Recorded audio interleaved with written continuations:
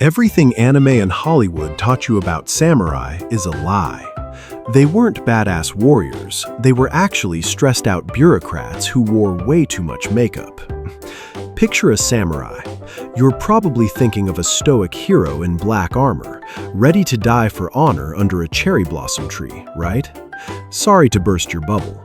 For a massive chunk of history, these legendary fighters were basically heavily armed poets.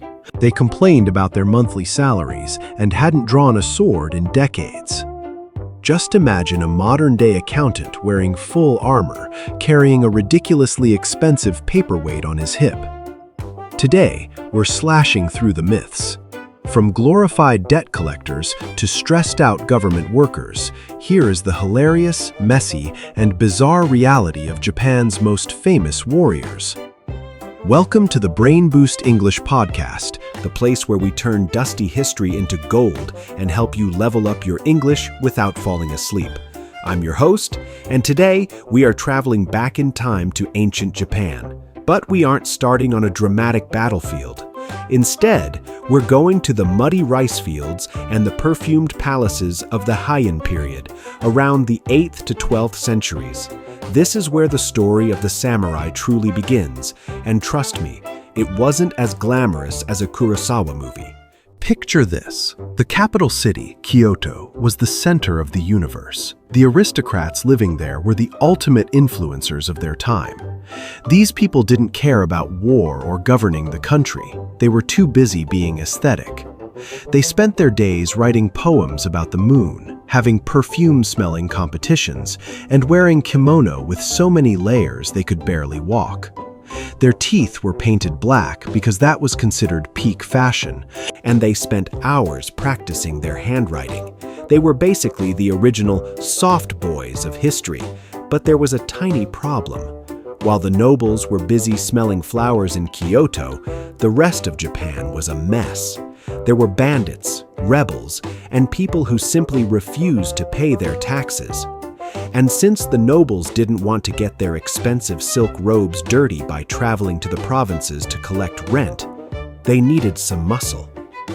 They needed people who were willing to do the dirty work. Enter the original samurai. At this point, the word samurai didn't mean legendary warrior. It came from the verb saburao, which literally means to serve. They were the hired help. They were the security guards and the debt collectors for the rich kids in the capital. These early samurai weren't noble heroes. They were tough guys from the countryside who knew how to ride a horse and shoot an arrow. If you didn't pay your rice tax, these were the guys who would show up at your door and politely, or not so politely, remind you of your obligations. They were essentially the muscle for hire of the medieval Japanese corporate world. As time went on, these provincial warriors started to get organized. Two massive clans emerged, the Minamoto and the Taira. For a while, they were content just being the bodyguards for the imperial court. But then, they had a collective epiphany. It was the ultimate wait a minute moment in history.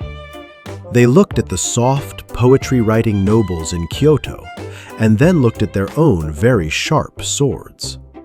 They realized that the people with the weapons should probably be the ones calling the shots. Why be the servant when you can be the boss? This led to the Genpei War, which was basically a massive, bloody corporate takeover. It wasn't just about honor, it was about who got to control the land and the taxes. In the end, the Minamoto clan wiped out their rivals and established the first shogunate. The emperor was kept as a figurehead, a shiny ornament to look at, but the shogun, the supreme military leader, was the one who actually ran the show. The age of the samurai had officially begun. Now, you might think that once they took over, it was all non-stop fighting and epic duels. But being a samurai was actually a lot of administrative work. They had to manage land, settle disputes between farmers, and make sure the economy didn't crash. They were becoming the new elite, the 1% of Japan. And with great power came a great need to look cool. This is when the Bushido Code started to take shape, although back then it was more like guidelines than strict rules. Most samurai were just trying to survive and keep their land. If switching sides in the middle of a battle meant they got to keep their heads, many of them would do it in a heartbeat. Loyalty is great, but staying alive is better for your career. Fast forward a few centuries to the Sengoku Jidai, or the Warring States period. This was the Wild West of Japan. Everyone was fighting everyone. This is the era of the famous ninja and the massive castles you see in movies.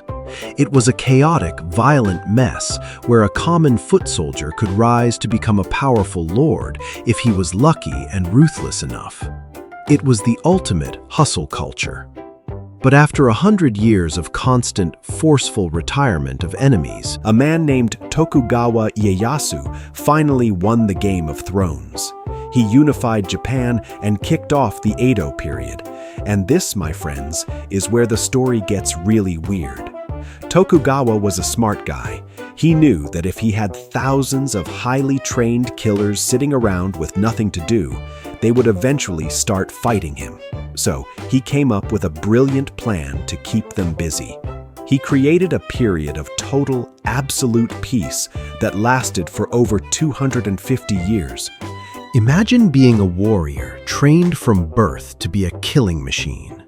And then suddenly, someone announces that war is canceled. Forever. What do? You can't just go get a job at Starbucks. You are a samurai. You have a reputation to uphold. But there are no enemies left to fight. The most dangerous thing you encounter on a daily basis is a paper cut. During the Edo period, the samurai underwent a massive identity crisis. Since they couldn't use their swords for fighting, the government turned them into bureaucrats. They became clerks, accountants, and mid-level managers. They spent their days filling out forms, checking grain supplies, and attending boring meetings. To keep their warrior spirit alive, they turned everything into a ritual. Making tea? That's a ritual. Arranging flowers? That's a ritual. Writing a poem about how sad you are that there's no more war? Definitely a ritual. They became the most overqualified office workers in history. If you're enjoying this deep dive into the weird and wonderful world of the samurai, don't forget to hit that subscribe button for the BrainBoost English Podcast.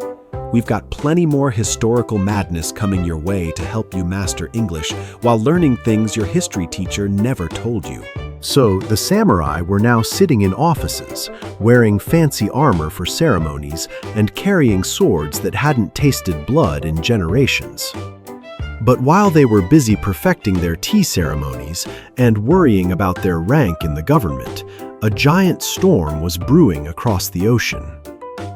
The world was changing, and the samurai were about to face an enemy they couldn't defeat with a katana or a well-written poem.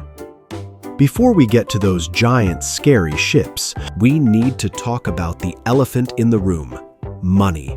You see, the Edo period was peaceful, but it was a financial disaster for our sword-carrying office workers.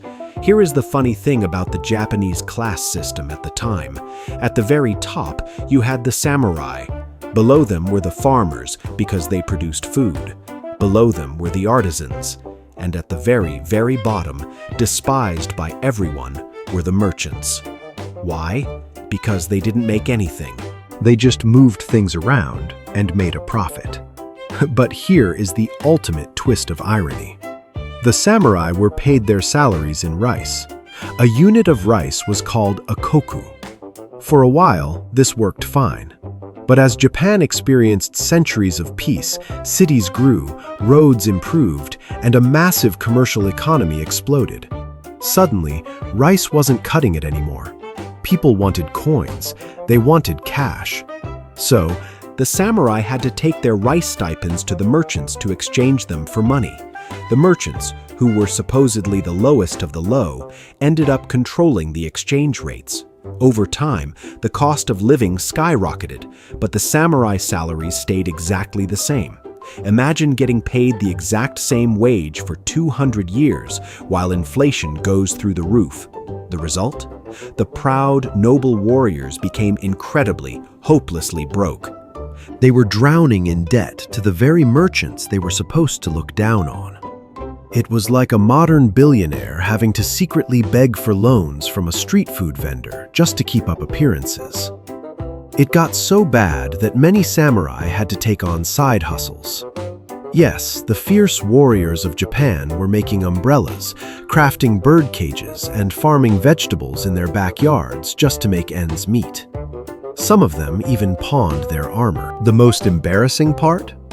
A lot of samurai secretly sold their razor-sharp, legendary katana blades and replaced them with cheap bamboo swords painted to look like real metal. They would walk around town trying to look incredibly tough, praying to the heavens that nobody would actually challenge them to a duel, because their weapon was essentially a very fancy stick.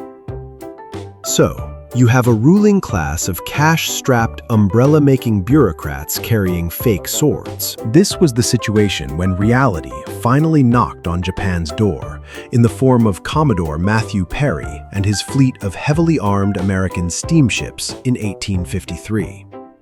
These were called the Black Ships, and they were a massive, terrifying wake-up call.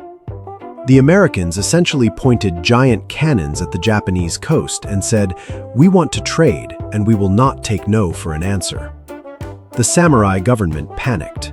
They looked at their own military, which hadn't fought a real war in over 2 centuries. They looked at their swords, then they looked at the massive cannons that could level a city block from miles away. It was a classic bring a knife to a gunfight situation, but on a national scale. The sudden realization that Japan was completely behind the times threw the country into chaos. The shogun looked incredibly weak. A group of lower-ranking younger samurai who were tired of being broke and taking orders from out-of-touch old men decided it was time for a change. They rallied behind the emperor, who had been a quiet figurehead for centuries, and launched a revolution to overthrow the shogunate. This period is known as the Meiji Restoration, and this is where the story gets its final, tragic, and deeply ironic twist. The young samurai who overthrew the old government did it because they wanted to protect Japan from foreigners. But once they took power, they looked at the Western armies and realized, if you cannot beat them, join them. They decided that to save Japan, Japan had to modernize immediately. And what was the biggest obstacle to a modern, westernized nation? A massive class of expensive, outdated, sword-carrying aristocrats. That is right, the samurai who fought to create the new government essentially engineered their own downfall. The new Meiji government didn't wipe out the samurai in a massive, glorious, cinematic final charge, despite what Hollywood movies might tell you. The reality was much more bureaucratic and much more depressing. First, the government told the samurai they were no longer the only ones allowed to fight. A modern, conscripted national army was created, meaning any regular farmer with a rifle could now do a samurai job and do it better. Next came the financial blow. The government took away their guaranteed rice salaries and replaced them with government bonds. Then, in 1876, came the ultimate humiliation, the Haitore Edict. It strictly banned people from carrying swords in public. The symbol of their soul, their ultimate status symbol, was made illegal. There were a few rebellions, of course. Some older, traditional samurai refused to let go of the past and fought back, but bows and swords were no match for modern artillery. The rebellions were quickly stopped. But for the vast majority of samurai, their end wasn't a dramatic end on the battlefield. Their end was a pink slip. They were downsized. They were the victims of massive corporate restructuring. The samurai class was simply abolished by a stroke of a pen. So what happened to them? The smart ones, the ones who understood that the wind had changed, adapted. They took off their armor, put on Western suits, cut off their top knots, and used their high education to become politicians, journalists, teachers, and business leaders. In fact, the founder of the massive Mitsubishi Corporation was a former samurai. They traded their swords for briefcases and conquered the corporate world instead. But here is the brilliant, sarcastic conclusion to our story. Once the samurai were safely out of the picture, once they were no longer a threat to the government, something amazing happened. The Japanese public, and eventually the entire world, started to miss them. We completely whitewashed their history. A man named Inazo Nitobe wrote a famous book called Bushido, The Soul of Japan, in 1899, long after the samurai were gone. He wrote it in English for a Western audience, basically inventing the idea that all samurai were perfect, honorable, deeply philosophical warriors who always played by the rules. He completely ignored the betrayals, the umbrella making, and the fake bamboo swords. And the world ate it up. We bought the myth. Today, the samurai are global icons, but the real history is so much better than the myth because it is human. It is a story of survival. The greatest lesson we can learn from the samurai is not about how to swing a katana. It is about adaptability. They started as hired muscle, became military dictators, adapted into peaceful office workers to survive 200 years of boredom, and when their entire class was fired, the best of them became modern businessmen. Whether you are a medieval warrior dealing with the invention of the cannon, or a modern student dealing with a crazy, fast-paced world, the rule is the same: adapt or become history. You don't need a sword to win your battles. You just need to know when to change your strategy. Thank you for tuning in to the BrainBoost English Podcast.